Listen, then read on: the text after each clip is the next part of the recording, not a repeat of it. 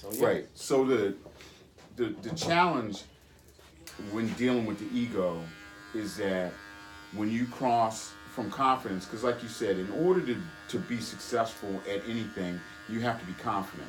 You have to know that you are good at something or great at something, and therefore you do it with your full intention of producing something great. But once that confidence is inside of you and it generates from the God that's within you, because since we're all children of God, we all have God within us. But when it turns from being inside of you to going from confidence to arrogance, arrogance is outside of you because you start believing that you're self-important and you start judging your worth over by what other people think of you, or what, or somebody flattering you in a email or in the newspaper, or how many likes you're getting on something that you posted to Instagram. And so you start dealing with the outside in. And then what happens is your decision making becomes impaired because you're now making decisions because you want to get applause from the outside, or you want people to say flattering things to you. And that's why confidence going out inside you into outside arrogance is the downfall of many, many, many great people. So my question is, the book that triggered a lot of this, the title was what? It's called Ego is the Enemy. And basically, Ego is the enemy. right. And it was written by a guy who was very successful as a young man with some businesses. He also worked for some entrepreneurs that were very, very successful when he was a young man.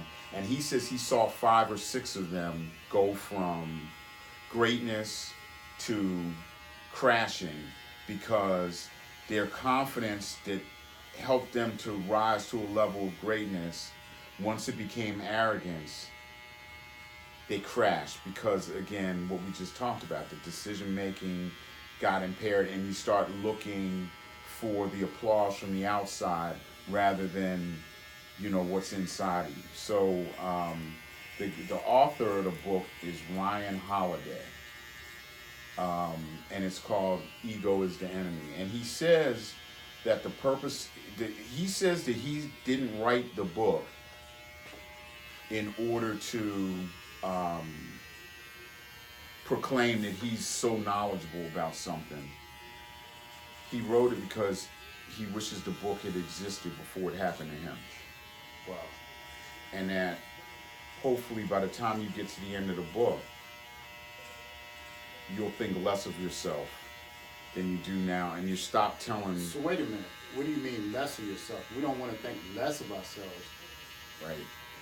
Once you reach a level of arrogance or self-importance, in order to come back to that inner confidence, that the good, it's like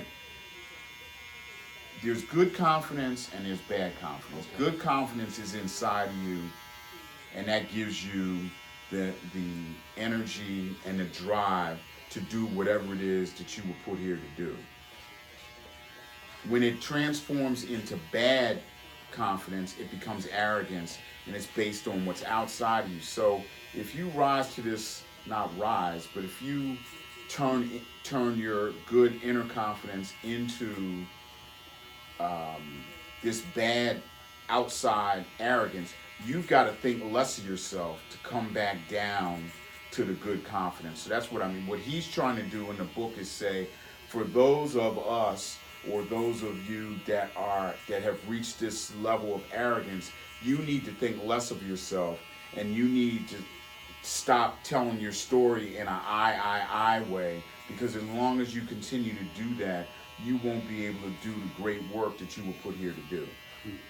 And he talked about seeing the field littered, so to speak, with so many people that had gifts and talents, and they had a vision, and they knew exactly what they wanted to do, and they were doing it, and they were using their inner confidence to generate great things, and then they crossed into this arrogance level, and they crashed.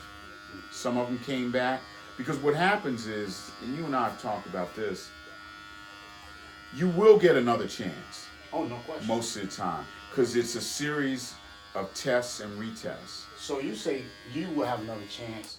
That means you ain't nobody coming to help you.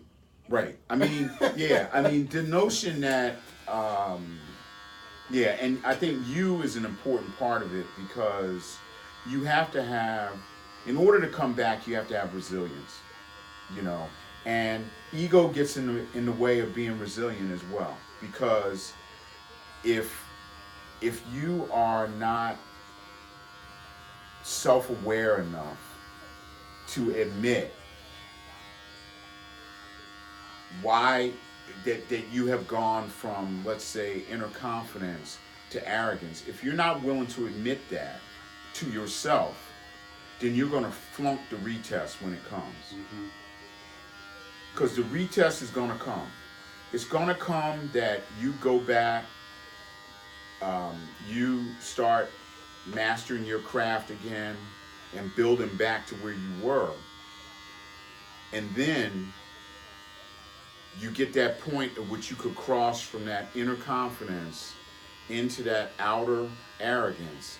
And if you learned your lesson from the first test, then you now are conscious about the fact that you're about to cross into that zone, and you stop it.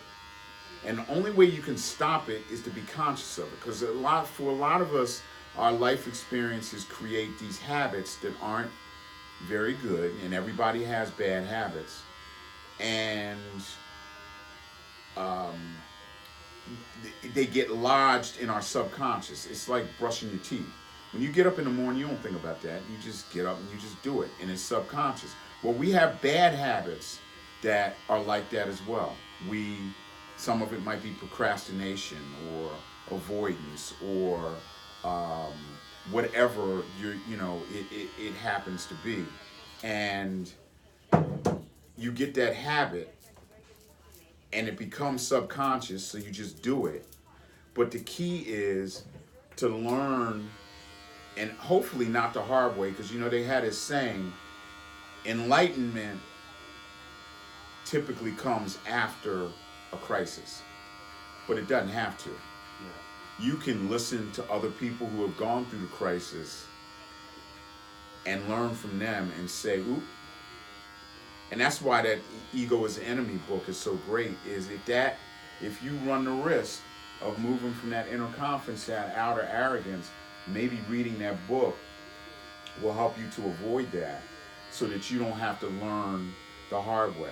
But once you learn, whether it's the hard way or you learn by reading or listening or meditating or praying or whatever it is that you do, once you learn it, when the test comes back, you are conscious now that you're about to mess up.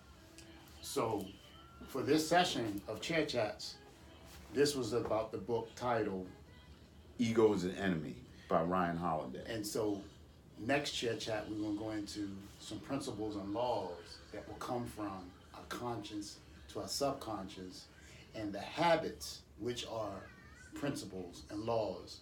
This is what it's all about, because it becomes a habit, a true habit, not a fake habit of what we should be doing.